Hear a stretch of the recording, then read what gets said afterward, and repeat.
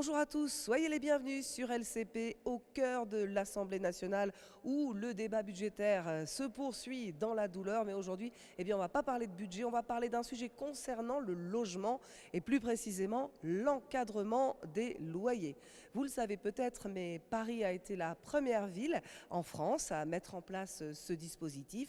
D'autres communes ont suivi. Il y a actuellement 72 communes de France qui appliquent l'encadrement des loyers, mais ce dernier s'applique à titre expérimental et ce jusqu'en novembre 2026. Pour pérenniser l'encadrement des loyers, une initiative législative est sur la table. Elle est portée par le député socialiste Inaki Eschanis dans le cadre de l'ordre du jour réservé au groupe PS à l'Assemblée nationale. Son texte permet aussi de simplifier certaines règles pour rendre la mesure plus facile à appliquer. Il donne aussi la possibilité aux communes situées dans les fameuses zones tendues de mettre en place l'encadrement des loyers sans attendre le fameux décret qui les autorise. On va tout de suite se rendre en séance pour revoir le meilleur de ce débat. La parole est à Monsieur Eschanis, rapporteur de la Commission des affaires économiques.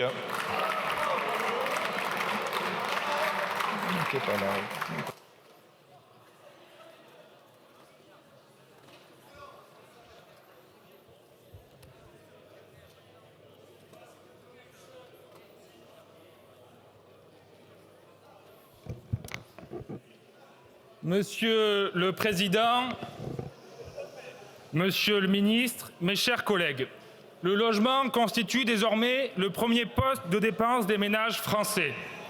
Le remboursement de l'emprunt pour ceux qui ont eu l'opportunité de devenir propriétaires de leur résidence principale, le montant du loyer pour ceux qui sont locataires.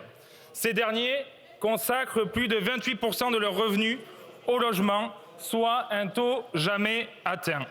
Dans ce contexte d'inflation constante, cette proposition de loi vise à pérenniser et améliorer le dispositif expérimental d'encadrement des loyers, pensé en 2014 par la loi Allure de Cécile Duflot et mis en place sous le gouvernement Édouard Philippe par la loi Elan et qui prendra fin dans moins d'un an, en novembre 2026. Cette mesure est plébiscitée par les Français qui y sont favorables à 87%. Fait notable, 85% des propriétaires sondés se positionnent en faveur de ce dispositif, selon une récente enquête de l'Ipsos. Elle est plébiscitée aussi par les maires de gauche, mais aussi du centre et de la droite, qui l'ont mis en œuvre dans notre territoire. Et ce texte a recueilli le soutien de l'AMF, de France Urbaine et d'Intercommunalité de France. Dans un contexte de crise du logement, le groupe socialiste est convaincu que ce texte apporte une réponse claire et indispensable. D'abord, parce que l'encadrement des loyers permet de limiter la hausse des prix, alors que le coût de l'immobilier progresse plus rapidement que les revenus. Aussi, parce qu'il est maintenant avéré, à travers plusieurs études étayées, que cet encadrement n'a pas d'impact sur l'offre et la baisse de l'offre locative. Le nombre de mises en location baisse dans les mêmes proportions dans les villes avec et sans encadrement des loyers. Cette baisse est bel et bien multifactorielle.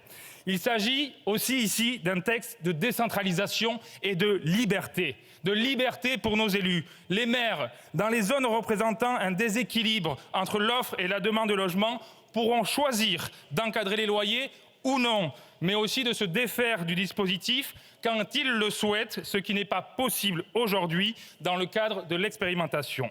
Ce texte vise avant tout à faire confiance à nos territoires et à nos élus locaux. Il s'agit aussi, vous l'aurez compris, d'agir concrètement pour le pouvoir d'achat de millions de locataires du secteur privé qui peinent de plus en plus à accéder à la propriété. Garantir un loyer abordable renforce la possibilité pour chacun de s'émanciper. Permettez-moi d'avoir, à ce titre, une pensée particulière pour les jeunes ruraux, bien souvent contraints de déménager dans des grandes villes universitaires pour poursuivre leurs études. Pour tous les étudiants, le coût du logement est déterminant. Il conditionne à la fois leur qualité de vie et leur choix d'orientation, ainsi que leur réussite. Freiner la hausse des loyers, c'est offrir à un plus grand nombre de jeunes la chance de poursuivre leurs études dans une logique d'égalité républicaine. C'est aussi un texte important pour le développement économique de nos territoires. Nos entreprises ont besoin de loger leurs salariés à des prix abordables. Nous connaissons tous les défis que cela peut représenter dans les zones touristiques notamment. Vous l'aurez compris, les enjeux sont nombreux. Et ce texte, issu de travaux d'une mission parlementaire transpartisane de 4 mois avec Anaïg Lemeur, y répond avec justesse. Il n'impose pas une baisse des loyers, il pérennise dans le temps un mécanisme pour contenir leur hausse. Il ne rend pas obligatoire l'encadrement des loyers, mais donne un outil plus facilement mobilisable pour les territoires qui connaissent une forte tension sur le marché locatif. Il n'est pas non plus punitif, mais entend lutter contre les pratiques illégales. Des compléments de loyer pour une planche de surf à Biarritz, une prise de lave-linge ou une salle de bain avec mitigeur à Paris ne doivent plus avoir leur place dans les contrats de location. Les menaces d'un congé de locataire dont le seul tort est d'avoir demandé le respect de la loi doivent aussi être stoppées. La meilleure façon de détruire un territoire ou une ville, pour reprendre les mots des détracteurs de ce dispositif, ce n'est pas d'encadrer les loyers, mais c'est de ne pas prendre et de ne prendre aucune mesure pour permettre aux habitants de s'y loger dans des conditions durables et accessibles. Alors, bien sûr, l'encadrement des loyers ne réglera pas tout. Avec le groupe socialiste, nous appelons depuis des années une loi de programmation qui n'arrive pas malgré les ministres successifs ici présents. Nous avons défendu et fait adopter, nous, le groupe socialiste, la baisse d'impôts pour les petits propriétaires bailleurs. Nous avons accompagné la création du statut du bailleur privé comme la relance du logement social qui loge la France telle qu'elle est. Et nous militons pour étendre la garantie Visale pour retrouver la confiance entre propriétaires et locataires. Aujourd'hui, mes chers collègues, 2 choix s'offrent à nous. Rester passif face à l'envolée des prix de l'immobilier et sa déconnexion complète avec le revenu des ménages, ou agir pour encadrer cette hausse en considérant le logement comme un bien de première nécessité et les élus locaux comme les plus responsables de savoir ce dont leurs territoires ont besoin. Je crois que cette proposition de loi apporte une juste réponse pour nos concitoyens.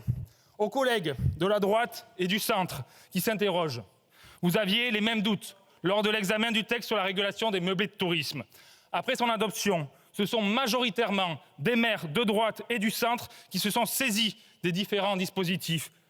Mes chers collègues, faites confiance à vos élus locaux. Ce texte, je le précise aussi, aura bien sûr vocation à être enrichi par les préconisations du rapport ministériel attendu pour mai 2026. Mai 2026, vous en conviendrez, une date bien tardive pour commencer à ce moment la procédure législative, que nous savons longue et soumise aux aléas de la vie politique. Alors, avant d'être contraints de légiférer dans l'urgence en novembre 2026, n'attendons pas d'être au pied du mur pour agir. Et n'oublions pas que le logement n'est pas un bien comme un autre. Avec mon groupe, avec la gauche, mais aussi avec tous ceux qui pensent que les territoires ont besoin d'agir au plus près de leurs besoins, nous restons mobilisés pour permettre à nos concitoyens de se loger de façon digne, accessible et durable. Je vous remercie. Monsieur le Président, Monsieur le rapporteur, Monsieur le Président de la Commission, Mesdames et Messieurs les députés. Il y a dans notre pays une crise du logement que désormais nul n'ignore. Les difficultés d'accès au logement sont réelles et elles concernent aujourd'hui tous nos concitoyens, en particulier les classes moyennes. Le logement constitue le premier poste de dépense des ménages et représente un véritable enjeu de pouvoir d'achat pour les familles françaises. L'accès à la propriété est plus difficile encore pour les primo-accédants aujourd'hui qu'il y a quelques années, et cela emporte des conséquences sur les projets de vie de famille et en particulier des jeunes générations. Le contexte économique d'il y a 15, 20 ou 30 ans était bien plus favorable aux primo-accédants qu'il ne l'est aujourd'hui. La rotation dans le parc social s'en voit d'autant plus grippée. Les parlementaires, aussi bien à l'Assemblée nationale qu'au Sénat, se sont, et je m'en réjouis, saisis de cet enjeu majeur, qui est, il faut le dire, l'une des préoccupations principales des Français.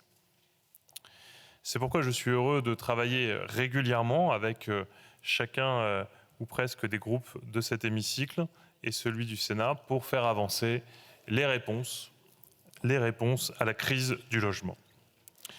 Je crois que nous partageons le constat qu'il est nécessaire désormais d'enclencher un choc de l'offre et un choc de simplification afin de relancer la production du logement. Le logement social et le logement privé fonctionnent en symbiose. Les crises que nous venons de traverser le montrent. C'est pourquoi la construction de logements sociaux ne peut exister sans le soutien des opérations privées et réciproquement, d'où l'importance, mais j'y reviendrai, de soutenir des dispositifs comme celui du statut du bailleur privé. Ma volonté est d'accroître la construction de logements, notamment les logements sociaux et les logements privés. C'est pourquoi le gouvernement est prêt à consentir un certain nombre d'efforts, notamment, et nous en avons débattu, sur la RLS pour le projet de loi de finances 2026, tout comme sur les sujets liés à l'aide à la pierre avec le financement du fameux FNAP, qui est un bon outil et qui permet de mutualiser une partie des ressources entre les bailleurs et qui donne une prime à ceux qui construisent ou rénovent plus. Je le disais à l'instant, la création du statut du bailleur privé est aussi pensée comme un outil pour soutenir la construction et la rénovation. Je veux rappeler à cette noble assemblée qu'un quart des familles françaises sont logées par des petits bailleurs privés. Et je le dis devant le député Michaël Cosson, qui a travaillé sur un excellent rapport avec le sénateur Marc-Philippe Daubresse, qui a inspiré ce beau dispositif. Par ailleurs, un petit rappel également, en 2050, 80% des logements qui seront disponibles sont des logements qui sont déjà existants, d'où l'absolue nécessité d'avoir des dispositifs qui accompagnent leur rénovation et leur remise à niveau. Ainsi, il nous faut encourager les initiatives de concitoyens à investir dans la pierre. C'est pourquoi l'opportunité d'avoir ce débat ensemble aujourd'hui est très précieuse à mes yeux, puisqu'au regard de la crise du logement, eh bien, cela me donne l'occasion d'en parler avec vous et d'espérer avoir de nombreuses solutions. Parce que, et je voudrais le rappeler ici à nouveau, le logement est un enjeu économique, social, humain. C'est un pilier de notre cohésion nationale. Il participe à la revitalisation de nos centres-villes.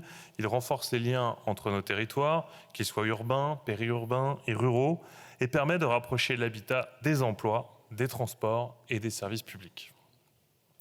Le logement façonne l'équilibre de nos vies comme celui de nos territoires. Il conditionne l'attractivité de nos villes et de nos villages. Le logement est un enjeu économique, je le disais, parce qu'il mobilise des artisans, des entreprises locales, des filières de matériaux, des professionnels du bâtiment, de l'immobilier et de l'aménagement.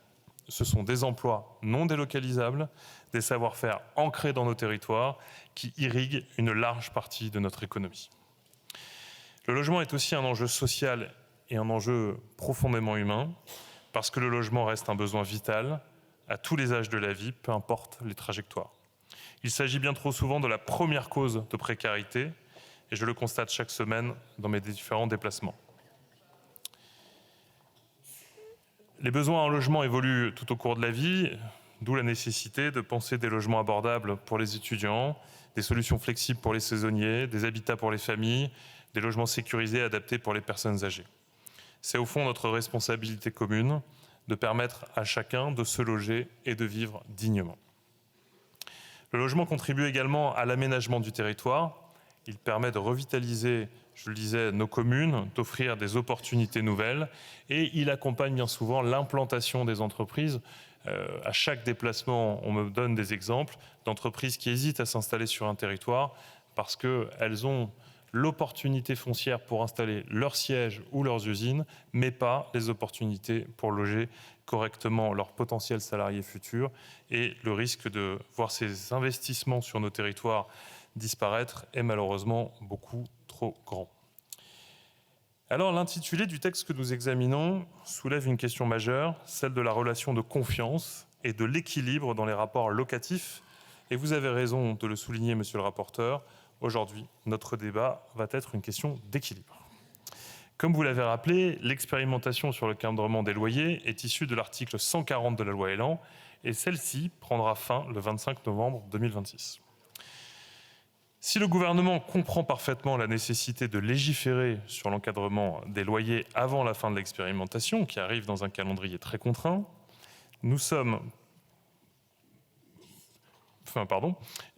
pour le coup, nous n'étions pas pressés de le faire aujourd'hui. Car nous sommes, à mes yeux, entrés dans la phase de bilan de cette expérimentation. Pour pouvoir tirer de manière aussi objective et complète que possible tous les enseignements et conséquences de cette expérimentation, d'en identifier les effets sur le niveau des loyers et sur l'offre locative, le gouvernement a décidé au début de cette année, par la voix de ma prédécesseure que je salue, de confier une mission d'évaluation du dispositif à 2 économistes.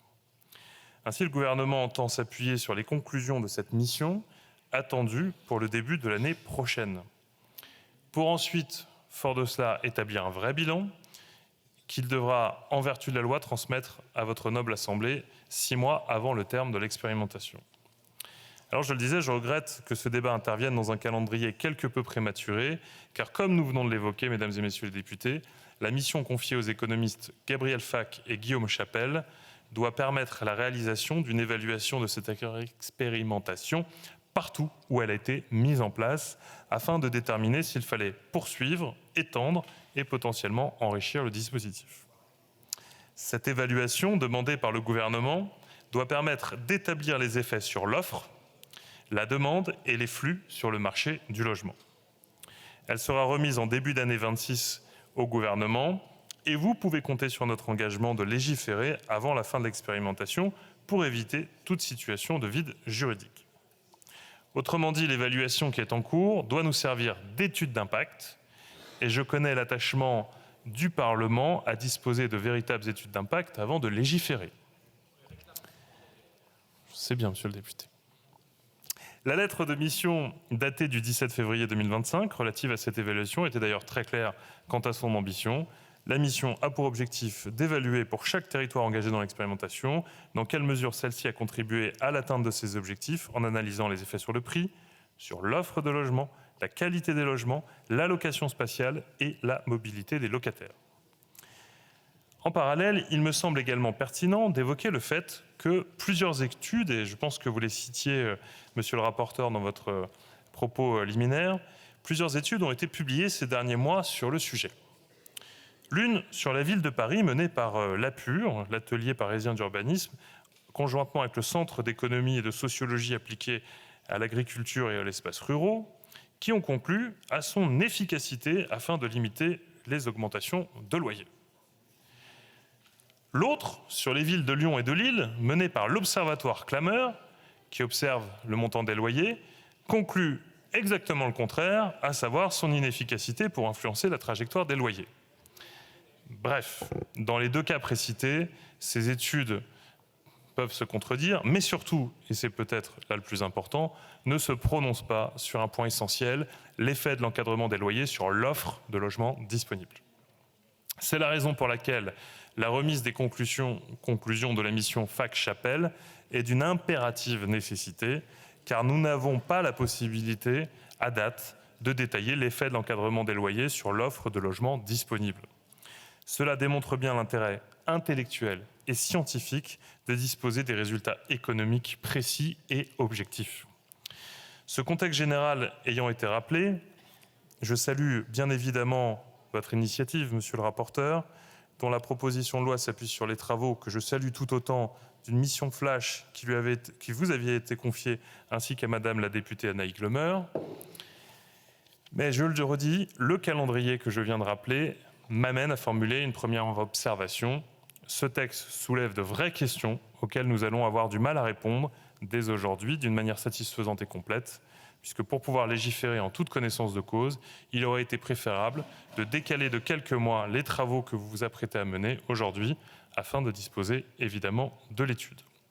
Cela nous aurait permis de disposer donc de tous les résultats de l'évaluation actuellement en cours et d'en tirer les conséquences.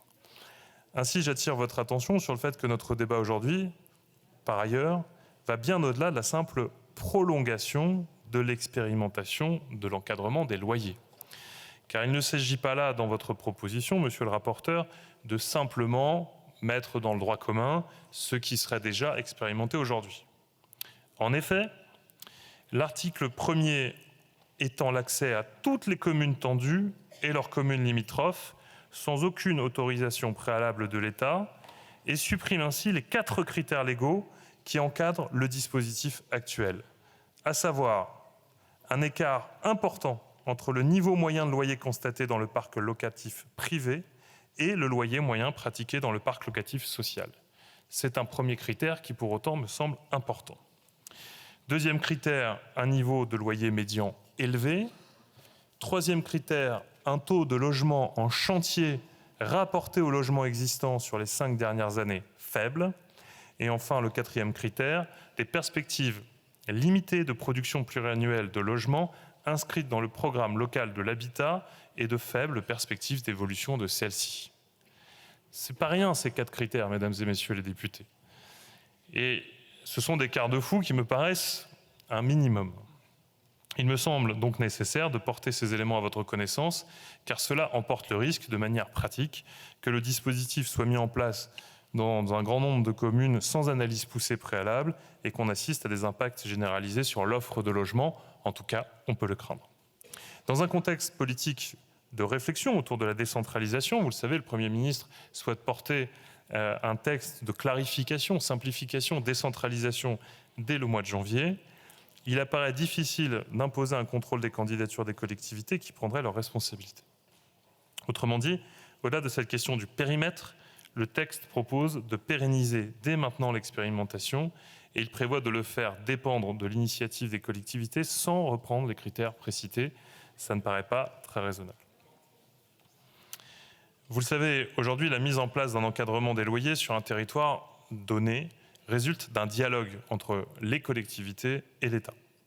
Dans le cadre du dispositif actuel, la collectivité qui souhaite expérimenter dépose une candidature qui est instruite par les services de l'État sur la base des critères définis par la loi.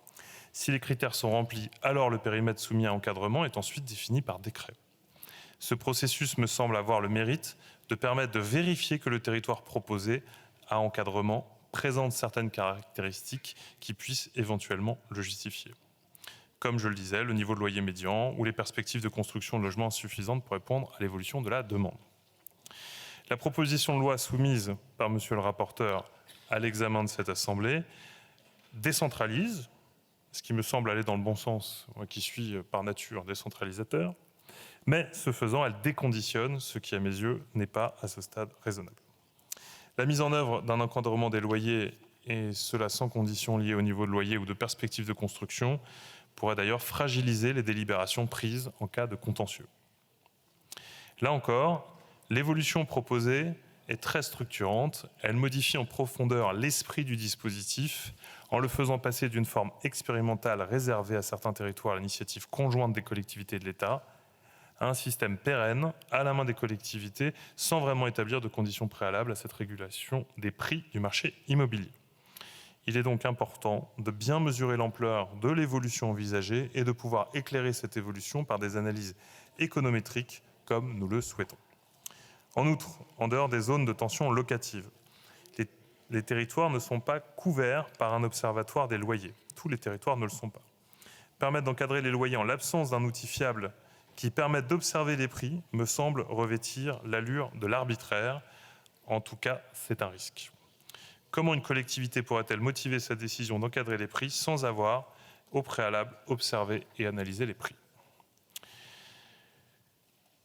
Sur l'intégration du co-living dans le dispositif, à l'article 1er alinéa 21, le fait pour un logement d'appartenir à une résidence en co-living ne l'exonère pas de l'application de l'encadrement du niveau des loyers, que le logement relève de la résidence-service définie à l'article 631-13 du Code de la construction et de l'habitation, s'il est autonome, ou qu'il relève de la colocation à baux multiples régie par l'article 8-1 de la loi du 6 juillet 89, s'il n'est pas autonome car disposant seulement d'une cuisine ou d'une salle de bain commune.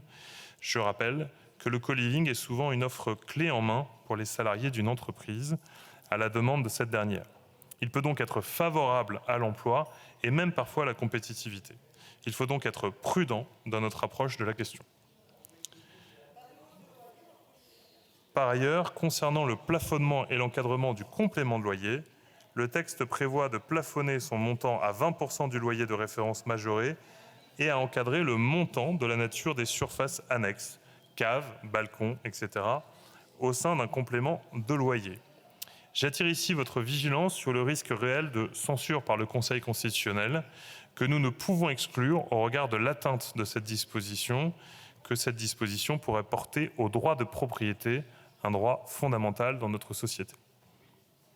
Je n'ai pas ici détaillé l'ensemble des dispositions de la proposition de loi, dont certaines vont, je le crois, dans le bon sens, mais nous aurons l'occasion de le faire lors de l'examen des amendements. Toutefois, il me paraît important d'appeler votre attention sur le fait que, dans un contexte de crise du logement, et plus particulièrement de l'offre locative, aucune mesure ayant pour effet de modifier l'équilibre actuel des rapports locatifs n'est anodine. L'ensemble de ces considérations me conduisent à vous indiquer, et vous l'aurez compris, mesdames et messieurs les députés, qu'il me paraît aujourd'hui plus avisé d'attendre la remise des conclusions de la mission confiée aux économistes afin de se prononcer avec la vision la plus complète possible. L'enjeu est que la décision publique puisse se fonder sur des analyses robustes afin que les suites soient données de manière aussi éclairée que possible. Toutefois, cette position n'est pas exclusive d'un engagement. Ne m'interrompez pas, comme ça moi je termine plus vite mon expression et comme ça on peut avancer. C'est bon.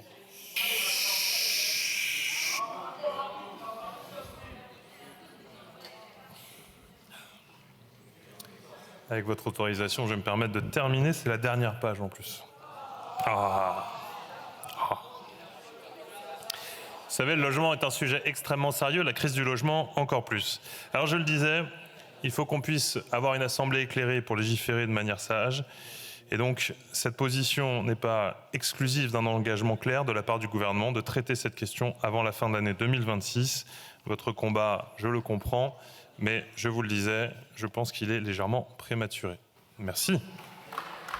Merci, Monsieur le Ministre. Nous pouvons entamer la discussion générale avec, pour le groupe Socialiste et Apparenté, Monsieur Lardy. Pour une durée ne pouvant excéder 10 minutes.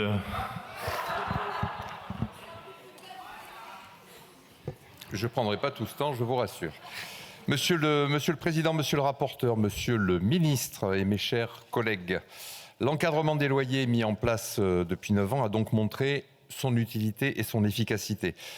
Et il est donc question aujourd'hui, avec la proposition de loi portée par Inaki Echaniz, c'est bien de sortir d'une longue période d'évaluation pour offrir définitivement ce dispositif aux maires qui le souhaitent afin de leur permettre de lutter contre les excès du marché locatif dans leur ville.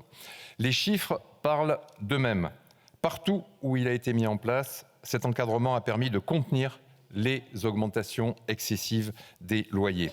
L'expérimentation devait aussi permettre de lever les doutes concernant de supposés effets pervers d'une telle mesure, entraînant par exemple, on a beaucoup parlé de la contraction de l'offre locative.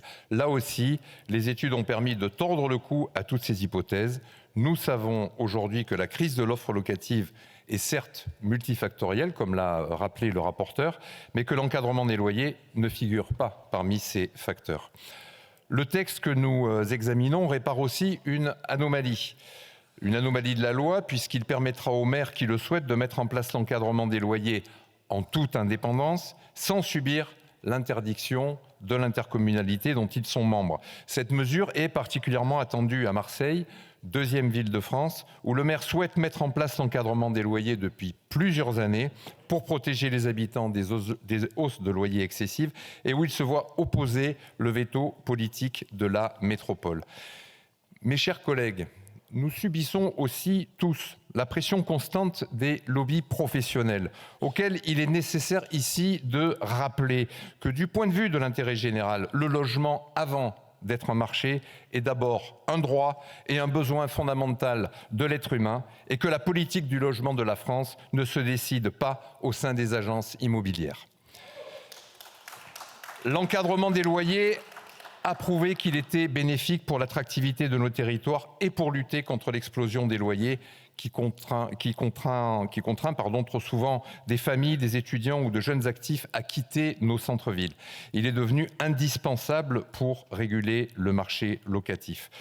Vous nous avez proposé, Monsieur le Ministre, d'attendre, de toujours attendre. Nous ne savons pas plus vous que nous, où nous serons dans 3 mois, dans 6 mois ou dans 1 an. Nous avons la possibilité d'agir tout de suite. Et je vais juste vous citer un proverbe, je crois, hondurien, qui dit que si tu as envie de faire rire Dieu, parle-lui de tes projets. Il est donc urgent de saisir l'occasion que nous avons aujourd'hui pour pérenniser l'encadrement des loyers pour l'étendre et pour protéger durablement les locataires et servir l'intérêt général. Je vous remercie. Merci, monsieur le député. La parole pour le groupe Droite républicaine à monsieur Gosselin pour une durée maximale de 5 minutes.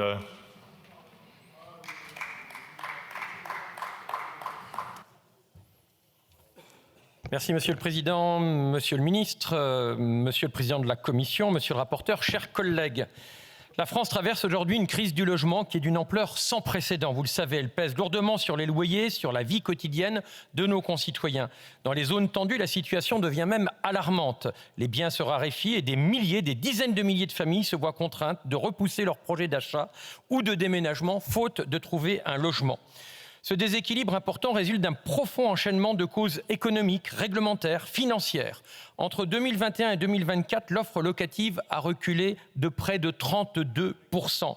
Sur le terrain, les témoignages illustrent la gravité des phénomènes. À Paris, un studio meublé de 33 mètres carrés peut recevoir plus de 20 dossiers en quelques minutes. Même chose, monsieur le ministre, je n'en doute pas, à La Île-et-Rose. À Lille, c'est un 2 pièces qui a enregistré plus de 1200 demandes en quelques heures.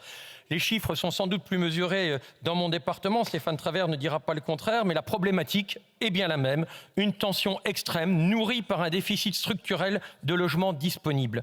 Cette raréfaction s'explique notamment par la forte hausse des taux d'intérêt qui sont passés de 1,2% en 2022 à près de 4%, 3,9% fin 2025. Les ménages voient leur capacité d'achat diminuer. La construction neuve est au plus bas depuis 25 ans. Entre 2017 et 2024, il a manqué la construction de 100 000 logements par an. Dans le parc privé, comme dans le parc social, je n'oppose absolument pas les deux qui sont complémentaires. Résultat, les ménages ne peuvent plus acheter et restent locataires. Cette rigidité du marché accentue la tension locative.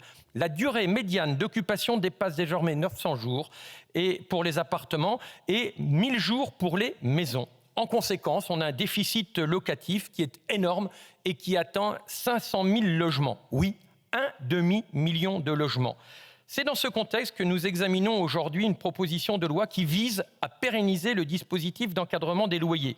Encadrer pour protéger les locataires d'une dérive des prix est évidemment une intention louable. Mais encadrer sans évaluer, monsieur le rapporteur, c'est risquer d'aggraver les déséquilibres que l'on prétend corriger. Je ne doute pas de votre bonne foi. Cette pérennisation nous semble prématurée, car en effet, aucune évaluation complète n'a été remise, comme le prévoit l'article 140 de la loi Elan. Ce rapport sera transmis très prochainement au Parlement. Il doit constituer évidemment la base de notre réflexion. Pourquoi évaluer si on n'en tient pas compte ? Il serait donc beaucoup plus sage d'attendre ces conclusions avant d'entériner une évolution aussi structurelle que celle qui est proposée ici. De plus, l'examen du texte en commission a élargi le dispositif aux territoires hors zone tendue. Nous devons, je le crois vraiment très sincèrement, faire preuve de la plus grande prudence. Une telle extension législative exige vraiment une véritable étude d'impact, celle dont parlait le ministre il y a quelques instants, une étude d'impact territoriale et économique. Il y a Paris, mais il n'y a pas que Paris. Il y a la province et les régions. En effet, le mieux est parfois l'ennemi du bien. Dans les zones déjà concernées, les effets de l'encadrement sont bien connus. Certains propriétaires ont préféré retirer leurs biens du marché ou se tourner vers la location saisonnière, notamment via les plateformes en ligne pour contourner un certain nombre de plafonds. La conséquence est très directe. L'offre locative diminue encore et les ménages les plus modestes en paient le prix. Un cercle vicieux dont nous ne voulons pas chez DR. Nous ne tirons pas contre les propriétaires qui sont loin, pour une grande majorité d'entre eux, d'être de cupides possédants selon une petite musique bien connue. Moi, je dis, au contraire, défendons nos petits propriétaires bailleurs, oui, à un statut du bailleur privé. Cette contraction de l'offre s'explique aussi par d'autres politiques publiques. Il y a les DPE, ces fameux DPE, dans une version actuelle qui conduit en fait au retrait temporaire de très nombreux logements du marché. Quant à la politique du zéro artificialisation nette, le ZAN, elle freine directement et durablement la construction, y compris dans des territoires où les besoins sont pourtant immenses. Il y a vraiment une urgence à revoir ces éléments. On le redit ici, le principe du ZAN se défend, mais son application ne doit être sclérosante et contre-productive. L'encadrement des loyers ne saurait être une solution miracle. C'est un outil de régulation. utile dans certaines situations, mais insuffisant à lui seul pour rétablir l'équilibre du marché. Ce dont la France a besoin, Monsieur le Ministre, c'est d'une politique de logement ambitieuse, cohérente. Le logement, c'est un besoin vital, un besoin social, un besoin familial. Il faut 3 leviers. La reconstruction d'une offre suffisante à travers la relance du neuf et la mobilisation du parc vacant, une rénovation énergétique réaliste compatible avec la soutenabilité financière des propriétaires, une simplification des normes pour restaurer la confiance des acteurs du secteur. En tout cas, pour notre groupe, et je termine, Monsieur le Président, évaluer avant de pérenniser est absolument indispensable. Sans ces éléments de mesure solides, il serait irresponsable de transformer une simple expérimentation. Nous avons besoin d'une politique de logement juste, lisible, durable, dont les bénéficiaires doivent être nos concitoyens pour se loger et vivre dignement. Je vous remercie. Le ministre, monsieur le rapporteur, mes chers collègues. Il y a quelques jours, Édouard Philippe affirmait que la façon la plus efficace de détruire une ville, c'est l'encadrement des loyers. Eh bien moi, je lui répondrai que la façon la plus efficace de détruire une ville, c'est de laisser le marché décider seul du niveau des loyers, sans garde-fou, sans protection, sans encadrement. Je lui répondrai que la façon la plus efficace de détruire une ville, c'est de la rendre financièrement inaccessible pour le plus grand nombre. Je lui répondrai que la façon la plus efficace de détruire une ville, c'est de la laisser entre les mains d'une poignée de multipropriétaires qui se partagent nos logements. Chez moi, à Lyon, 57% des logements mis en location appartiennent à des personnes qui possèdent 5 logements ou plus. Les chiffres sont similaires à Paris, Marseille, Lille et ainsi de suite. Or, quelqu'un qui possède 5 logements ou plus, ce n'est pas le petit propriétaire, ce n'est pas un Français de base, c'est un millionnaire. Parce que oui, si certains jouent avec nos villes comme on joue au Monopoly, si d'autres pensent que gérer une ville, c'est comme gérer un club de foot, nous affirmons que gérer une ville, c'est donner aux élus locaux la possibilité d'intervenir sur le marché du logement lorsque celui-ci perd toute décence. L'encadrement des loyers, expérimenté dans près de 70 communes, est l'un de ces outils. Il est devenu un bouclier pour les locataires et une véritable arme au service de leur pouvoir d'achat, au service de leur pouvoir de vivre. Très concrètement, c'est en moyenne presque 1 000 € par an qu'il fait économiser aux locataires parisiens. Mais il bénéficie aussi aux Lyonnais, aux Lillois, aux Villeurbanais, aux Basques. Cet encadrement, depuis qu'il est mis en place, freine la hausse des loyers. C'est nécessaire quand on sait que le logement est déjà le premier poste de dépense des ménages. Chez les locataires du parc privé, un ménage sur 5 y consacre plus de 40% de ses revenus. Prenez par exemple Nice, un maire horizon, des loyers non régulés, résultat, ils ont explosé. Presque 20% d'augmentation en 4 ans. À Lyon, maire et président de la métro écologiste, loyer encadré, une augmentation contenue à 5% en 4 ans. Alors on le constate sur le terrain, dans les études, sur les quittances de loyer, l'encadrement est une politique qui fonctionne. Il faut donc, comme cette loi le propose, le pérenniser. Maintenant, si l'encadrement des loyers est un bouclier, c'est un bouclier qui a quelques trous. Ces trous, il faut les corriger. Cette proposition de loi s'y emploie. D'abord en simplifiant, en sortant du cadre expérimental, en permettant aux communes volontaires d'appliquer directement l'encadrement des loyers, cette loi simplifie une procédure qui aujourd'hui est inutilement centralisée, lente et lourde. Cette loi, ensuite, s'attaque à un gros trou, les compléments de loyer. Ils sont trop mal définis, trop souvent mal justifiés, laissant la place à des pratiques abusives. Et le délai de recours fixé à 3 mois est bien trop court. Cette loi, et plus encore depuis son passage en commission, propose de vraies améliorations en la matière. Enfin, j'aimerais revenir sur une idée fausse, savamment distillée par les opposants à l'encadrement. Non, l'encadrement des loyers n'est pas la cause de la baisse de l'offre locative, puisque cette baisse est générale. Elle affecte des villes sans encadrement. Tenez par exemple dans le haut du classement, Nice, avec une offre locative en baisse de 55% entre 2021 et 2025. Le maire, Horizon. Mais on aurait pu citer Toulouse, 50% d'offres locatives en moins. Le maire, LR. Alors qu'à Lyon, où on encadre les loyers, c'est 25%. Le maire, Écolo. Finalement, la façon la plus efficace de détruire une ville, c'est peut-être de choisir pour maire des candidats millionnaires qui préfèrent satisfaire les lobbies de multipropriétaires. La façon la plus efficace de détruire une ville, c'est de choisir pour maire, dans des villes où le logement est une galère, des candidats qui souhaitent désencadrer les loyers. Nous souhaitons des villes accessibles à tous. Des villes dans lesquelles des jeunes ne renonceront pas à se rendre pour faire leurs études faute de logements accessibles.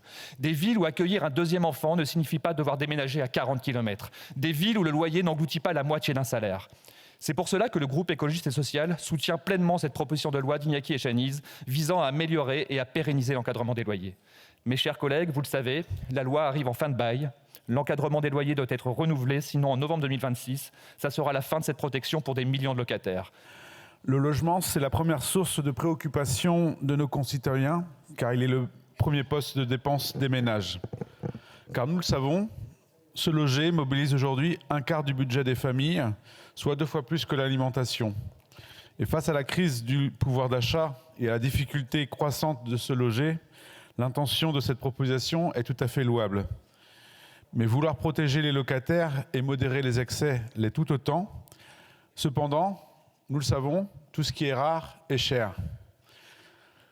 Le législateur, pour cela, a un devoir de méthode. Parce que cette proposition de loi nous demande de courir avant de savoir marcher. L'encadrement des loyers, introduit par la loi Elan de 2018, a été conçu comme une expérimentation. Ce terme, il a un sens. Évaluons, écoutons, légiférons.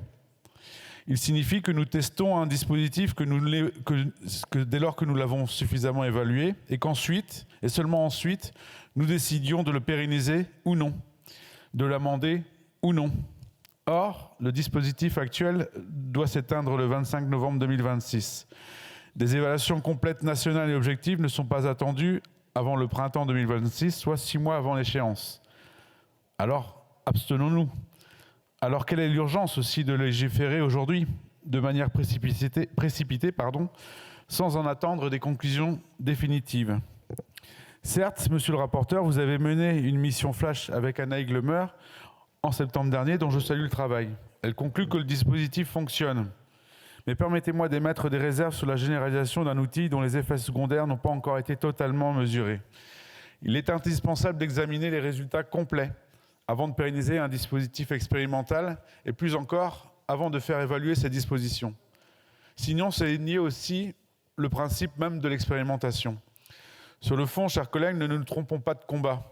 L'article 1er de ce texte vise à pérenniser l'encadrement et à le généraliser aux communes volontaires. Je le souligne ici, l'encadrement des loyers traite le symptôme, la fièvre des prix. Mais il ne soigne pas nécessairement la maladie qui est la pénurie de l'offre. Et je m'interroge sur la possibilité que le remède soit contre-productif. En voulant trop contraindre, ne risquons-nous pas de tarir la source? Le marché locatif a besoin d'un cadre, de règles, mais aussi de confiance. Si l'on supprime toute rentabilité locative par une rigidité excessive, les investisseurs se détourneront de la pierre, ils l'ont déjà fait. Cela peut aussi créer un effet repoussoir. Sans investisseurs privés, sans propriétaires, c'est forcément plus de locataires en attente d'un logement. Et il n'y a pas de construction aujourd'hui, il n'y a pas de rénovation suffisamment et au final, moins de logements pour les Français. Le rapporteur souligne que la baisse de l'offre locative touche aussi les villes sans encadrement. C'est vrai, mais cela prouve justement que le mal est structurel. C'est pourquoi, avec mon collègue sénateur Marc-Philippe Daubresse, sous l'impulsion de la ministre Valérie Tard, aujourd'hui suivie par le ministre actuel, je pense qu'avec conviction qu'il y a du sens à créer un véritable statut de bailleur privé. Nous devons reconnaître que le rôle essentiel du propriétaire qui met un bien sur le marché, il faut l'inciter fiscalement, il faut l'encourager à investir dans la pierre, dans la durée, plutôt que de brandir la menace de la sanction ou des restrictions administratives. Le logement est sans doute aujourd'hui la première préoccupation des Français et sans doute la première atteinte à leur pouvoir d'achat. D'autant que le taux d'occupation de logement est de 1,6 personnes, ce qui veut donc dire que pour chauffer un logement à 20 degrés, souvent il n'y a plus qu'un seul salaire. Et c'est vrai que les loyers peuvent s'envoler, monsieur le rapporteur. Mais ils s'envolent parce que l'offre est rare. Et si certains de mes collègues qui m'ont précédé à cette tribune ont un peu caricaturé les choses, notamment sur un parti politique auquel j'adhère et son président, puisqu'il a été cité à plusieurs reprises, je voudrais vous dire qu'il y a des villes aujourd'hui qui ont produit beaucoup, dont Le Havre, dont Nantes, et où les loyers baissent. Ce qui veut donc dire que la production est la clé de la baisse des loyers et de l'augmentation de l'offre. Et mon cher collègue rapporteur, je voudrais aussi vous dire que l'étudiant de Châteauroux qui a 24 sur 20 à son bac de maths et qui est pris en astrophysique sur une université pas parisienne mais de la région parisienne, il n'a même pas l'occasion de pouvoir trouver un logement parce qu'en fait il n'y en a pas à louer. Donc c'est même plus une histoire de prix, c'est une histoire d'offre. Alors vous proposez de pérenniser l'encadrement des loyers. Je reconnais bien là votre pugnacité et votre volonté d'agir. comme vous l'avez fait sur d'autres sujets. Mais je voudrais vous dire aussi que l'encadrement des loyers, c'est aussi sans doute le premier indicateur de la crise de production, puisqu'en fait les acteurs ne savent plus quoi faire. Les loyers montent, il n'y a pas de produits, et on s'est dit qu'on va encadrer. D'autres législateurs l'ont fait à une autre époque. Ça s'appelait la loi de 48. Il a fallu, au bout de 40 ans d'existence, la supprimer ou la faire mourir, parce qu'en fait les logements n'étaient plus entretenus. Et vous dire aussi que le critère de production sur lequel a insisté beaucoup le ministre, notamment les critères qui sont supprimés, puisqu'après on laisse la possibilité d'eux, le pire de tout serait qu'un maire, pour des raisons que politiques, dise on va faire l'encadrement des loyers, et puis que par ailleurs il ne délivre aucun permis de construire. Ce serait un peu fort de café parce que la qualité de service rendue par les bâtiments sur le territoire serait insuffisante par rapport à l'offre. Vous dire aussi en revanche que je partage, comme d'autres dans cet hémicycle, le côté très subjectif des compléments de loyer. Pour autant, je ne voudrais pas que vous puissiez rater votre cible, puisqu'aujourd'hui, un propriétaire, dans sa libre négociation, propose un loyer à son client. Il y met ce qu'il veut, il prend le loyer à la rue et il ajoute un complément de loyer. Mais souvent, il ne facture pas le cellier, souvent, il ne facture pas le parking, souvent, il ne facture pas pour les maisons, les jardins, qui peuvent s'allotir de manière différente. Et en fait, le fait de vouloir freiner le complément de loyer, peut-être va venir augmenter le prix global du logement pour l'occupant. Donc nous aurons des propositions sur ce sujet. Après, vous souhaitez sécuriser les congés abusifs. Je pense que c'est une bonne chose, d'autant que vous avez amendé votre texte initial, monsieur le rapporteur. Sans cela, nous n'aurions pas pu voter. Et par ailleurs, je voudrais attirer votre attention, et pour conclure mes propos, que finalement, lorsqu'on regarde en benchmark, c'est-à-dire lorsqu'on compare ce qu'ont fait d'autres pays, à chaque fois qu'il y a eu une crise autour des loyers, la réponse a été faite par l'augmentation de la production de logements. Et vous savez, quand on parle d'encadrer les loyers, les seuls loyers encadrés, et je parle sous le contrôle du ministre, ce sont les logements HLM et les logements Pinel, qui ont donc sous plafond de ressources et plafond de loyer, sont encadrés, mais encadrés aussi pour ceux qui entrent et pour ceux qui donc y vivent. Je vous rappelle que l'encadrement des loyers, c'est un dispositif aveugle, puisque quelqu'un de très riche peut également être locataire et bénéficier de l'encadrement de loyer. Et je voudrais conclure également sur le rôle du propriétaire qui aujourd'hui s'inquiète, parce qu'il faut prendre ses inquiétudes. Comment voudriez-vous qu'il fasse des travaux dans des logements à DPE faibles ou élevés, alors que le loyer à la rue l'empêche d'augmenter les loyers et que peut-être son complément de loyer pourrait être contesté et en première lecture sans doute ou en premier jugement peut-être être annulé. Donc le groupe Horizon Indépendant, monsieur le rapporteur, est très avide de voir la nature et le contenu de ce texte qui sera présenté au final avant de porter son vote sur lui. Monsieur le Président, Monsieur le Ministre, Monsieur le Président de la Commission des Affaires économiques, Monsieur le rapporteur, mes chers collègues, nous examinons aujourd'hui une proposition de loi qui intervient dans un contexte de crise profonde et multifactorielle du logement. Partout sur le territoire, dans les métropoles comme dans les villes moyennes, la demande excède largement l'offre. Le parc locatif privé se contracte, en particulier dans les zones les plus tendues, et les ménages, notamment les plus jeunes, les plus modestes et les classes moyennes, peinent toujours davantage à accéder à un logement abordable. Dans ce contexte, l'encadrement des loyers est devenu un outil de régulation utile. À Paris, à Lille, à Lyon ou encore à Montpellier, il a permis de contenir des hausses allant parfois du simple au double, sans pour autant suffire à lui seul à rétablir un équilibre durable. Son bilan reste difficile à isoler dans un environnement où tant de facteurs, hausse des taux, raréfaction du foncier, renchérissement des coûts de construction, développement des locations touristiques, alimentent les tensions actuelles du secteur. Le texte vise à rendre ce dispositif permanent en lui apportant certains ajustements. Il reprend largement les constats de la mission Flash menée l'an dernier par nos collègues Anaïg Lemeur et Iñaki Etcheniz. Complexité d'entrée dans le dispositif, contrôle insuffisant, complément de loyer encore trop imprécis, manque de lisibilité pour le locataire, contournement via le co-living. Nous partageons ces constats et reconnaissons l'intérêt des mesures proposées. Pour autant, notre groupe souhaite aborder ce débat avec sérieux, pragmatisme et responsabilité. L'encadrement des loyers demeure un dispositif expérimental dont les effets varient fortement selon les territoires. Et nous savons que 2 évaluations importantes, le rapport gouvernemental attendu pour mai 2026 et la mission confiée à 2 universitaires prévue pour novembre 2025, doivent encore nous être transmises. À un an de la fin prévue de l'expérimentation, nous devons éviter 2 écueils. Celui d'une sortie sèche qui serait problématique dans les communes concernées, mais aussi celui d'une généralisation immédiate et globale sans disposer d'un retour d'expérience complet. C'est précisément la raison pour laquelle notre groupe portera une position mesurée à travers un amendement visant à prolonger de 2 ans l'expérimentation de l'encadrement des loyers fondé sur plusieurs considérations. D'abord parce que le secteur traverse une crise de l'offre et de la demande d'une ampleur inédite. La hausse des taux d'intérêt continue à produire des effets avec une diffusion particulièrement lente tant pour la production neuve que pour l'ancien. Les obligations de rénovation énergétique montent en puissance avec des effets encore mal mesurés, mais manifestement significatifs sur l'offre locative, en particulier dans l'habitat collectif. Dans ces conditions, modifier ou pérenniser définitivement le cadre sans disposer d'un recul complet nous semble risqué. Pour répondre durablement à la crise, il est indispensable de relancer la construction, la production de logements et de soutenir l'investissement locatif, social comme privé. Le débat sur l'encadrement des loyers ne peut être dissocié du débat sur le statut du bailleur privé.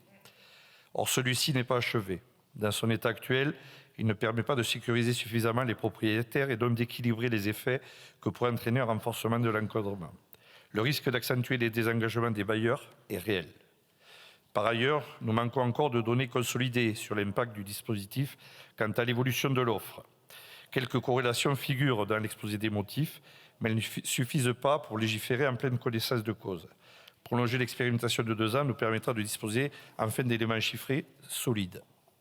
Enfin, à l'approche des élections municipales, cette prolongation offrira une visibilité aux collectivités ayant choisi l'encadrement des loyers. Elle leur permettra de sécuriser le dispositif, d'en assurer les effets et, le cas échéant, d'ajuster leur politique locale du logement. Cela permettra aussi d'éviter que certaines collectivités ne soient tentées de réduire volontairement leur production de logements et de renoncer aux outils de construction pour éviter les mécontentements locaux, tout en encadrant les loyers pour donner satisfaction aux locataires.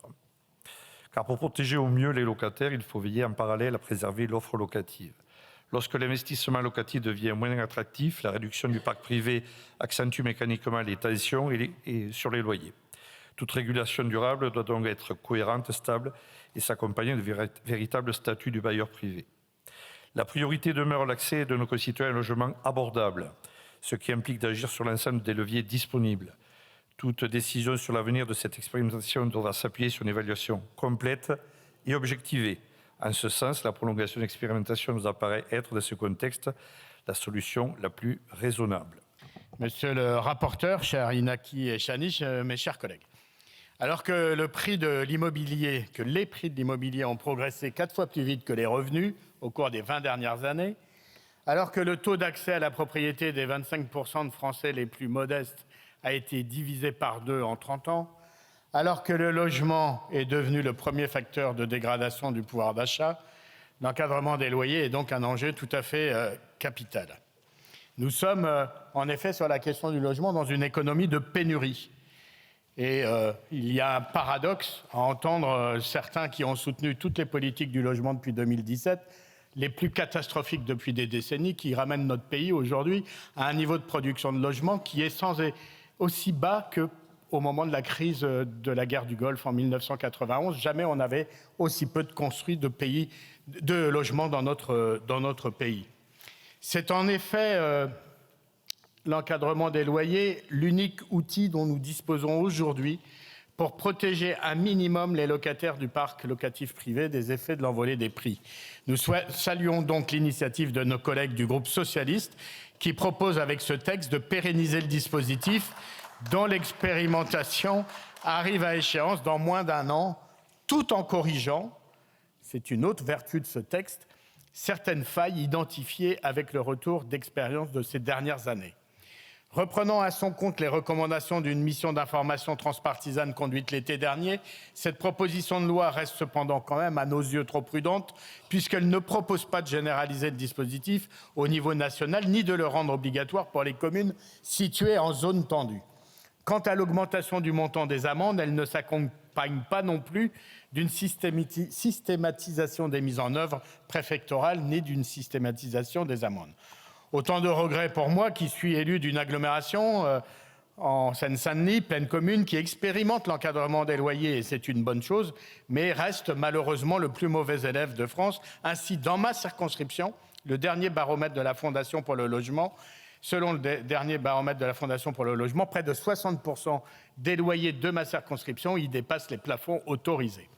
Certes, les débats en commission ont permis quelques avancées significatives sur les leviers de contournement utilisés par les bailleurs pour s'exonérer de leurs obligations.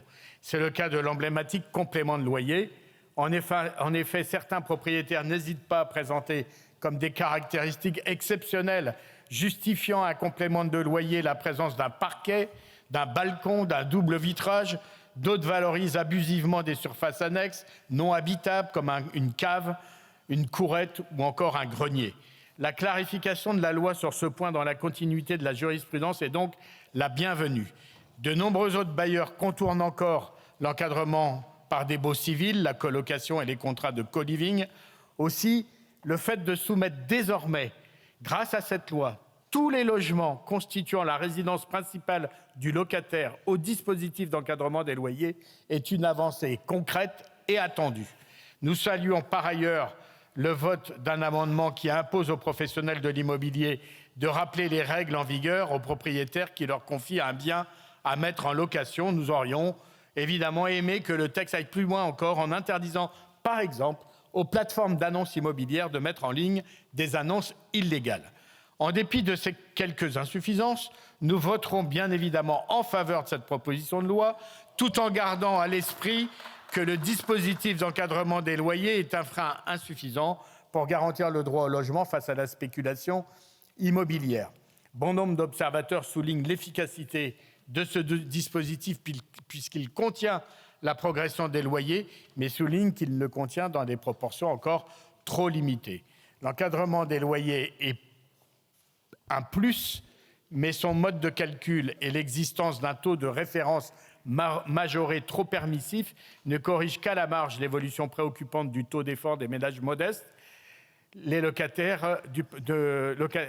ménages modestes qui sont locataires du parc privé en zone tendue. Il nous faudra donc réfléchir collectivement à un dispositif sans doute plus protecteur pour les locataires, de façon à mieux encore les protéger. Et puis, je m'autorise, puisqu'il me reste quelques minutes, je pense, même si on s'éloigne du texte, qu'il ne serait pas forcément inutile de s'interroger à un mécanisme d'encadrement des loyers aussi pour les commerces de centre-ville, quand on voit que certains, et notamment les commerces artisanaux ou les commerces de bouche, ont des niveaux de loyer aujourd'hui qui ne leur permettent plus de rester dans les centres-villes et qui sont obligés de les quitter. Je vous remercie. Merci, Monsieur le Président Peu. Pour le groupe Union des droites pour la République, la parole est à Monsieur Olivier Fessard.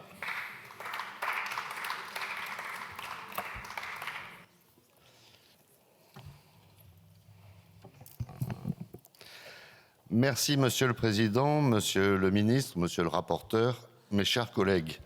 Après avoir passé 5 minutes 07 à Moscou en 1917, je vais essayer de revenir à Paris ou Marseille en 2025, à l'heure de la non pas à l'heure de la confiscation. Mes chers collègues, la crise du logement et celle du bâtiment ont un dénominateur commun, la précarité financière et juridique du propriétaire qui décourage l'investissement.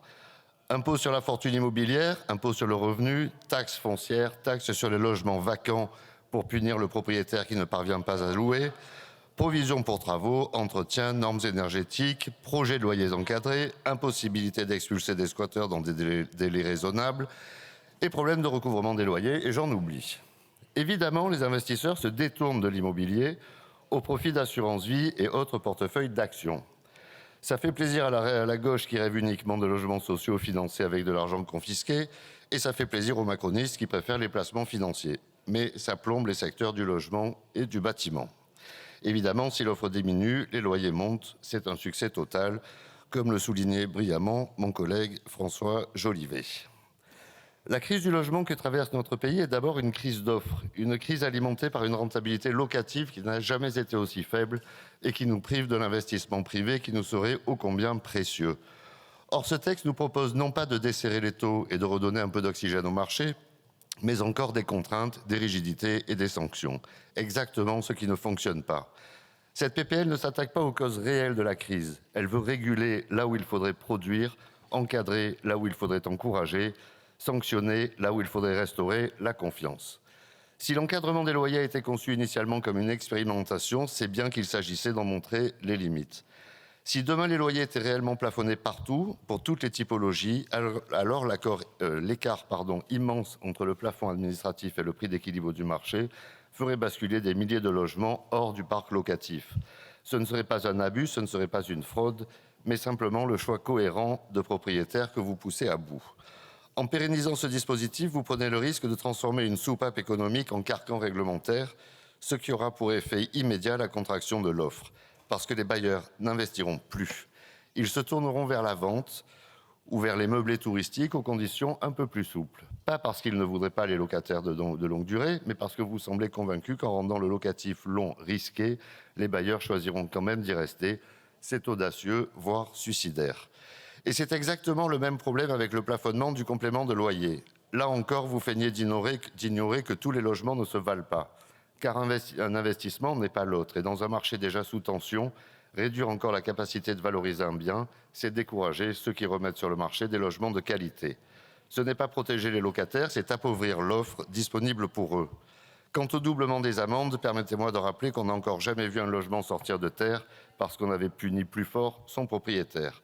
Or, dans un marché où la rentabilité locative est déjà minée par les hausses des taxes, le coût des travaux énergétiques, le plafonnement de l'IRL, la multiplication des normes, vous ajoutez une incertitude supplémentaire. Et quand le risque augmente, les bailleurs s'en vont. Ce texte accélère précisément ce mouvement. Et puis vous proposez cette suspension du droit de congé dès lors qu'une contestation est déposée. Vous fabriquez ici un outil de blocage massif et il suffira demain d'une simple démarche, même infondée, pour geler la mobilité. Or, la mobilité, c'est la clé du marché locatif. Pour geler la mobilité, c'est ce qui permet à un logement de circuler d'un ménage à l'autre, à un jeune de s'installer, à une famille de trouver plus grand, à un salarié d'accepter une mutation. Si vous immobilisez les logements, vous transformez une situation déjà tendue en véritable pénurie. En réalité, cette PPL part d'un présupposé erroné en considérant que le parc privé est le problème, alors qu'il est aujourd'hui ce qui absorbe la plus grande partie des tensions. Elle oublie que les propriétaires bailleurs ne sont pas des acteurs captifs, mais des acteurs rationnels. Qu'ainsi, en rendant la location longue durée moins attractive, moins lisible et plus risquée, ils partiront. Et lorsqu'ils partent, ils retirent un logement du marché. Lorsque ce logement disparaît, ce n'est pas le propriétaire qui souffre, c'est le locataire qui cherche en vain une offre qui se réduit mois après mois. Nous partageons l'objectif de rendre le logement plus accessible, mais nous ne pensons pas qu'on pourra y parvenir en rigidifiant davantage un marché qui étouffe déjà. Un marché fragilisé ne se retrouve pas à l'équilibre par la sanction. Alourdir les contraintes ne rassure ni les propriétaires ni les investisseurs, mais les éloigne du parc locatif au détriment même des locataires que l'on entend protéger. On ne résout pas une crise d'offres en compliquant la tâche de ceux qui la rendent possible. Cette PPL présente une solution exemplaire si l'objectif est d'avoir moins de bailleurs. Pour avoir plus de logements, en revanche, il faudra essayer une autre méthode. C'est pourquoi, bien évidemment, notre groupe votera contre cette proposition de loi. Je vous remercie. Merci, monsieur le député. Monsieur le Président, Monsieur le Ministre, Monsieur le rapporteur, mes chers collègues. Bossuet écrivait peu ou prou « Dieu se rit des hommes qui maudissent les effets dont ils chérissent les causes ». Cet aphorisme illustre pleinement votre proposition de loi sur l'encadrement des loyers. Car qu'est-ce qu'un loyer? C'est un prix. Comment se fixe un prix? En fonction de la loi, de l'offre et de la demande. Si la demande baisse et l'offre augmente, le prix baisse. Si l'offre baisse et la demande augmente, le prix augmente. C'est basique. Or, depuis des années, gauche et macroniste, vous avez tout fait pour réduire l'offre et augmenter la demande. Donc pour faire augmenter le loyer. Et vous venez maintenant nous dire, après avoir potassé votre bréviaire du petit collectiviste illustré, « Ah, c'est trop cher, vite, réglementons ». On nage en pleine schizophrénie. Ça serait comique si ce n'était absurde. Quand vous vous inspirez de Marx, c'est avec l'option Groucho. Oui, vous avez tout fait pour réduire l'offre de logement dans notre pays. Tout d'abord avec vos DPE. Des dizaines de milliers de logements disparaissent et vont disparaître du marché de la location, particulièrement dans les zones tendues. Ensuite avec votre ZAN, qui fait que les maires hésitent à délivrer le moindre permis et qui renforce le coût du foncier. Par ailleurs, aucun soutien à l'investissement locatif n'a été mis en œuvre après la fin du Pinel. Alors nous avons voté en première lecture du PLF le statut du bailleur privé, mais sa réduction voulue par le gouvernement risque d'en faire un coup d'épée dans l'eau. N'oublions pas le poids des normes de plus en plus lourdes, avec un renchérissement du coût de la construction. Alors quand vos mesures renchérissent le coût du foncier, comme celui de la construction, quand la fiscalité réduit l'intérêt de l'investissement locatif, l'offre décroît, les loyers augmentent, c'est QFD.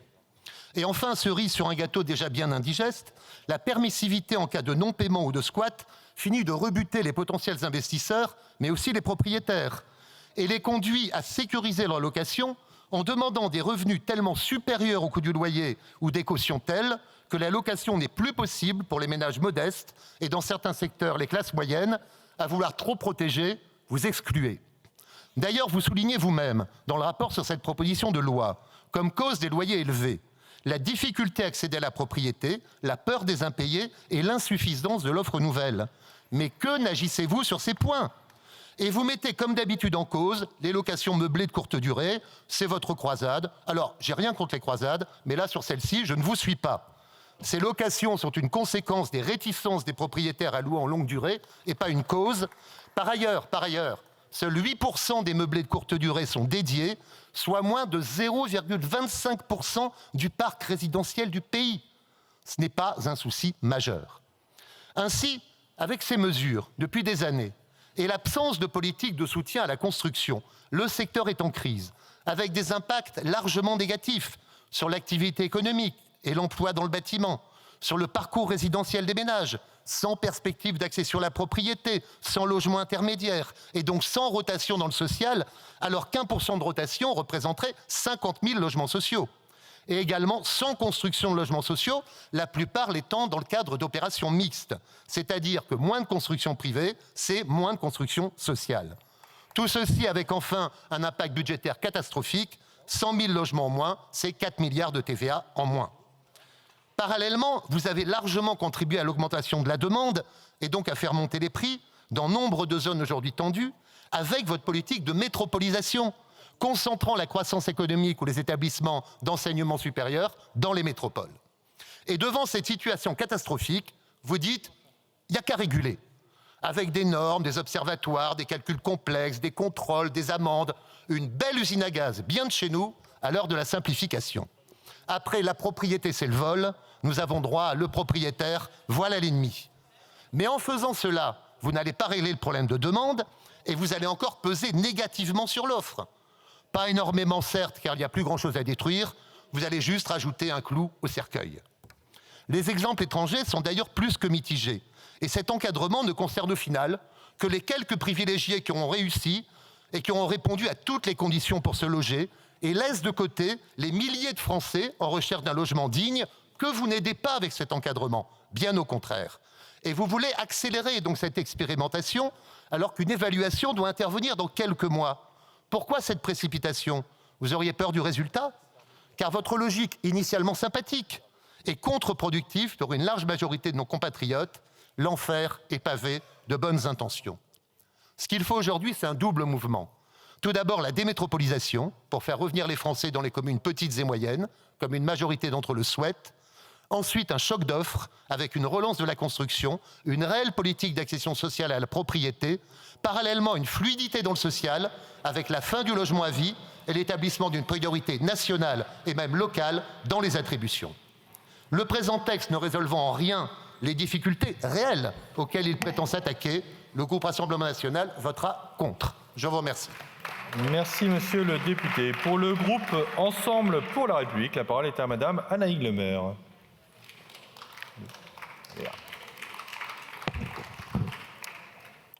Merci, monsieur le président, monsieur le ministre, monsieur le président de la commission, monsieur le rapporteur, mes chers collègues.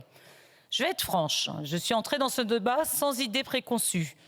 En Bretagne, comme dans de nombreux territoires, l'encadrement des loyers n'est pas appliqué et je n'y ai été donc pas confrontée directement. L'expression elle-même d'encadrement peut susciter une certaine réserve.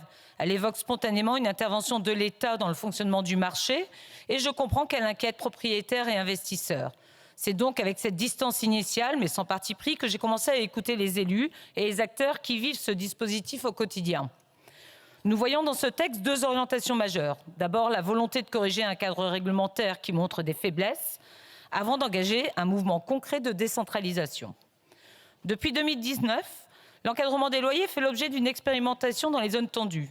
Il a produit des effets utiles, notamment en limitant certaines hausses excessives, mais il a aussi révélé des lacunes importantes. Des observatoires qui offrent des données parfois insuffisantes, une application inégale selon les territoires, un contournement via le complément de loyer, peu de moyens de contrôle et surtout des maires qui souhaitent agir, mais demeurent contraints par des règles très strictes de l'expérimentation. Le texte porté par mon collègue Inaki Etchaniz vise essentiellement à corriger ces incohérences, à rendre l'outil plus clair, plus utilisable et mieux articulé avec les réalités locales. Dans cette optique, le texte met également en lumière une ambition forte, la volonté affirmée de donner davantage de responsabilités au territoire. Ce qui est vrai à Paris n'est pas vrai à Quimper. Même au sein d'une même commune, les tensions peuvent varier fortement d'un quartier à l'autre. Donner davantage de latitude au territoire peut être un levier d'efficacité. C'est d'ailleurs une demande récurrente de nombreux élus locaux qui souhaitent disposer d'outils adaptés et modulables. Mais ce débat s'inscrit, ne l'oublions pas, dans un contexte d'urgence. Le logement traverse une crise profonde et les Français en ressentent chaque jour les conséquences. Les permis de construire s'effondrent, les chantiers se figent, les transactions baissent. Et derrière ces chiffres, ce sont des vies bousculées. Soyons lucides. Si nous avions davantage d'offres, si plus de logements arrivaient sur le marché, si la construction repartait correctement, l'encadrement des loyers serait sans doute un dispositif marginal, voire inutile. Nous avons commencé à agir pour remettre de l'offre à disposition. La loi sur les locations de courte durée, la loi sur la transformation des bureaux en logements, la proposition de loi portée par la sénatrice Estrosi Sassone déposée au Sénat, l'assouplissement indispensable du DPE avec la loi Gacquerre, et enfin le statut de bailleur privé qui est en cours d'atterrissage. Lorsque l'ensemble de ces textes produiront pleinement leurs effets, nous pourrons envisager de sortir progressivement du dispositif d'encadrement. Mais aujourd'hui, le marché n'est pas revenu à l'équilibre. Dans ce contexte tendu, 3 choix majeurs s'offrent à nous. Le premier serait d'arrêter totalement l'encadrement des loyers. C'est une option qui mettrait fin à toute intervention publique. Mais dans des territoires très tendus, cela provoquerait une hausse immédiate et brutale des loyers. Ce serait une prise de risque social importante, difficilement acceptable dans le contexte actuel. Le deuxième choix serait de prolonger l'expérimentation dans son format actuel. C'est la solution prudente et l'amendement de la députée Létard qui propose une prolongation de 2 ans et qui s'inscrit dans cette logique. Cela permettrait de poursuivre les observations, de produire des analyses sans modifier le cadre existant. Mais certains vous diraient que c'est un statu quo. On ne règle pas les problèmes de cohérence et les maires restent prisonniers d'un dispositif très encadré. Enfin, le troisième choix est de donner la main au territoire avec des critères objectifs et sous le contrôle des préfets. Elle permettrait au territoire d'adapter la règle en fonction de la réalité locale dans un cadre clair et contrôlé. Nous ne sommes pas dupes non plus à l'approche des élections municipales de l'opportunité que représente cet outil pour certains candidats. Mais nous insistons, une décision aussi structurante doit être éclairée par des données solides. Or, un rapport commandé par le gouvernement à 2 économistes indépendants, chargés d'évaluer précisément les effets de l'encadrement, devait nous être remis cet automne. Nous savons désormais qu'il n'arrivera pas avant le printemps 2026. Nous le regrettons. Ce rapport devait nourrir le débat, objectiver les effets, mesurer les impacts réels. C'est une étape indispensable avant de prendre une décision définitive sur le devenir du dispositif. Votre proposition de loi va au-delà de l'encadrement des loyers et propose également à l'article 2 d'explorer les congés pour vente qui parfois peuvent paraître abusifs.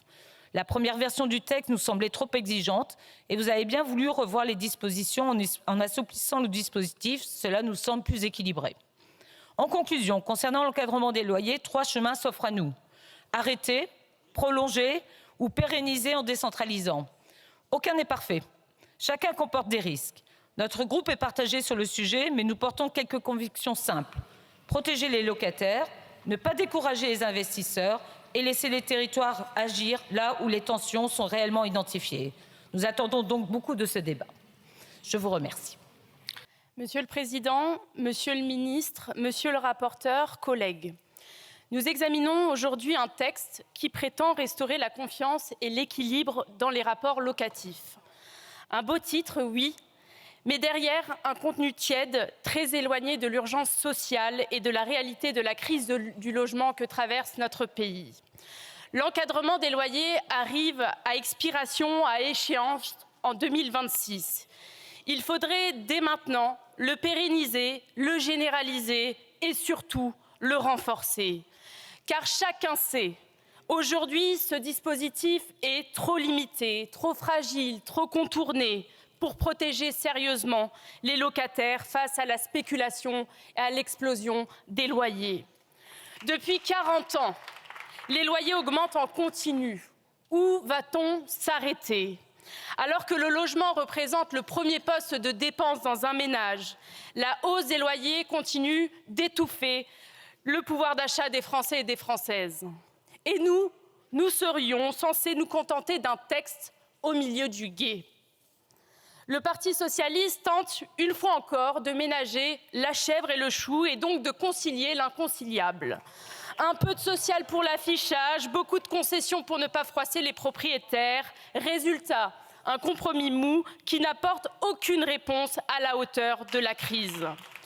La preuve, vous maintenez le complément de loyer jusqu'à 20% au-delà du loyer majoré. En clair, c'est quoi cette combine? Vous permettez des loyers 44% au-dessus du loyer médian. Donc, dans une ville où le loyer médian est à 1 000 €, on pourrait encore facturer 1 440 € de loyer. C'est gigantesque, insoutenable et bien sûr injuste. Ce texte, orné d'un texte criant le compromis, regarde le problème, mais n'ose jamais affronter les intérêts qui le provoquent. Il reconnaît l'urgence, mais n'assume pas les moyens d'y répondre. Le logement n'est pas un bien comme un autre. Il est la condition de l'accès à tous les autres droits. Quand le marché déraille, c'est la vie entière des gens qui basculent. Garantir le droit au logement, c'est la base de tout dans une vie. Et pourtant, lorsque quelqu'un dort dehors, vous préférez détourner le regard. Préférant agir, monsieur le ministre, pour les intérêts de votre cabinet, ça vaut le coup finalement, belle prime de fin d'année. La droite et la Macronie nous expliquent que l'encadrement des loyers décourage les propriétaires. Traduction, ils ne peuvent plus louer à des prix extravagants. Quel drame absolu, j'en suis bien sûr tout émue.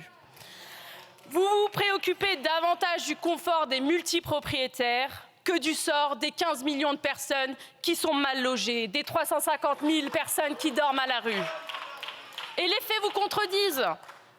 La Pure l'a montré, l'encadrement des loyers ne baisse pas le nombre de loyers en location.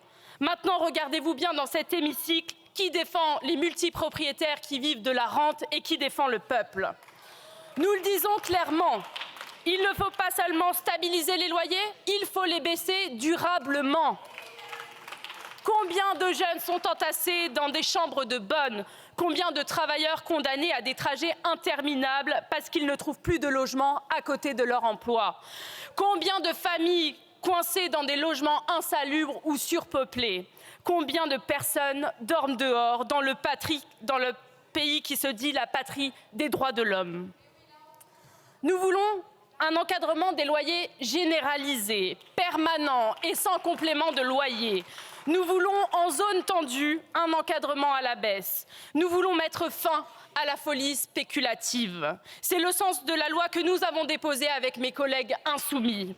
Parce qu'aujourd'hui, l'encadrement des loyers est une passoire. Un propriétaire sur 4 ne le respecte pas à Bordeaux, un propriétaire sur 3 ne le respecte pas à Lyon ni à Paris.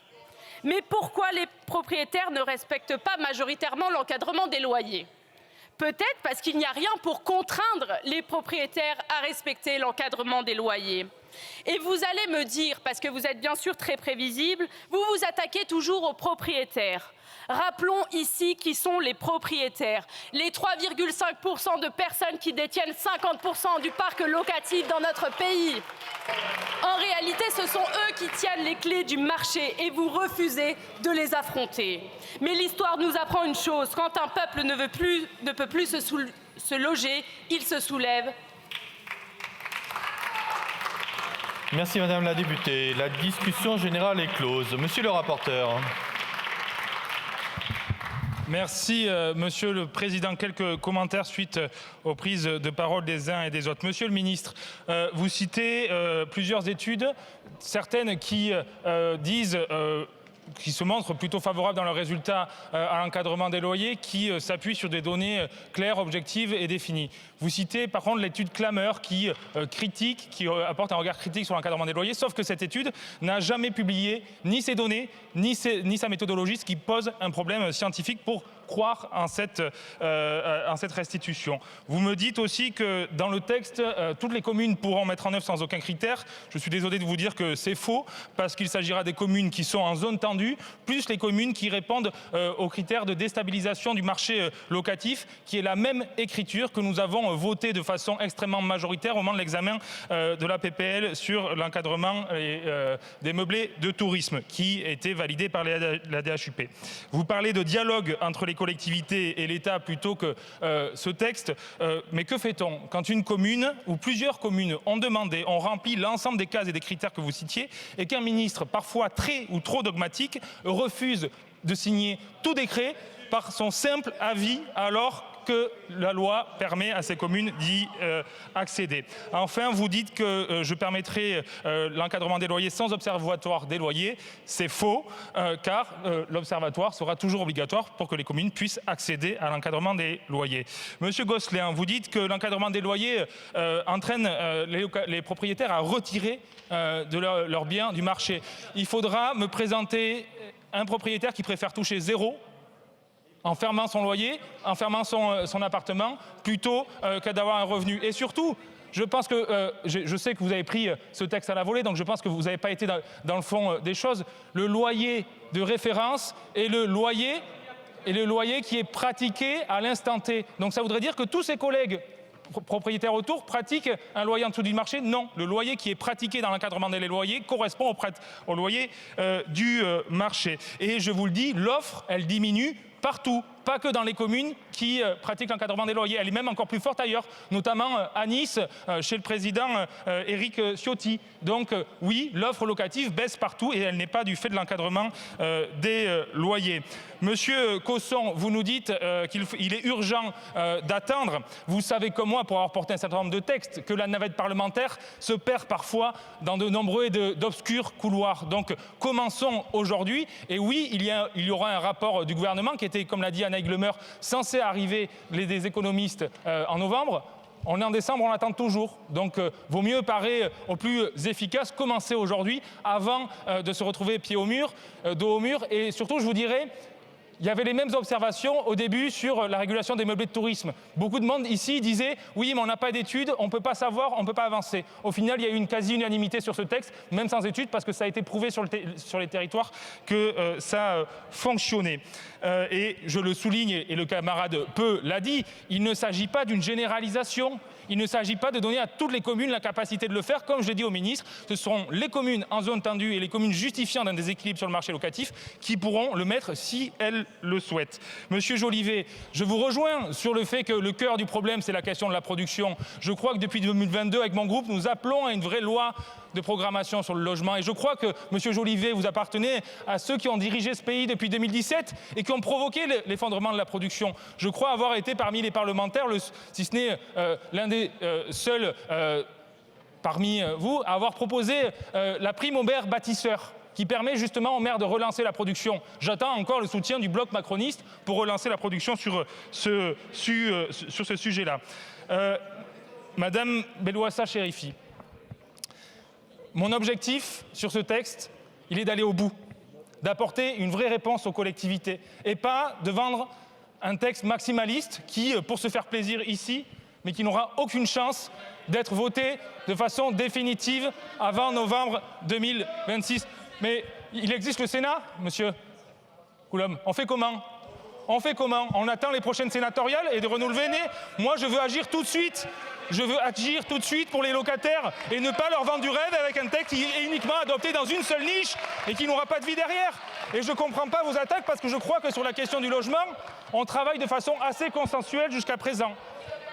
Et pour vous répondre une dernière fois sur la question du complément de loyer, ce texte permet de l'encadrer. Et si on enlève le complément de loyer, Madame Bellois-Sachery-Fille, le texte sera inconstitutionnel. Le texte sera inconstitutionnel. Et les 20%, c'est la demande des associations de locataires. Donc j'espère pouvoir continuer de travailler avec vous correctement. Enfin, et pour finir, messieurs, dames de l'extrême droite, vous parlez toujours de rendement des propriétaires, de ceux qui doivent faire de l'argent sur le dos des locataires. Et vous ne parlez jamais des locataires qui sont des classes populaires et des classes moyennes que vous prétendez défendre. Depuis 2022 que je siège ici, vous n'avez fait aucune proposition. Zéro proposition sur la question du logement. Vous ne faites que dénoncer sans jamais rien proposer. Aucun texte inscrit dans votre niche sur la question du logement. Donc votre hypocrisie, vous pouvez vous la garder. Et je vous rappelle que oui, nous, au groupe socialiste, mais aussi, effectivement, à ce moment-là, avec des autres collègues de gauche, nous avons permis l'adoption de mesures pour relancer la production. On ne vous a pas vu sur ce sujet-là. Sur l'appel accession, absent. Sur la baisse des impôts pour les propriétaires, les petits propriétaires bailleurs, pas un mot. Donc, vos histoires, gardez-les pour vous. Sur ce, j'espère que nous allons pouvoir avancer sur ce texte, permettre son adoption ici, puis au Sénat, dans la manière la plus efficace possible. Et je le redis, Monsieur le Ministre, n'utilisez pas cet argument du rapport qui était censé arriver plus tôt que ce qui n'est prévu aujourd'hui. Nous ajouterons les nécessités à faire pour que ce texte aille au bout et permette aux locataires de vivre dignement et aux propriétaires de continuer à investir pour loger la France telle qu'elle est. L'Assemblée nationale a adopté à une large majorité une proposition de loi pour rendre pérenne le dispositif d'encadrement des loyers en France. Adoption par 105 voix et 56 contre l'avis du gouvernement qui souhaitait attendre les résultats d'un rapport d'évaluation sur ce dispositif. La séance est levée. Très bonne suite de programme sur LCP. À bientôt.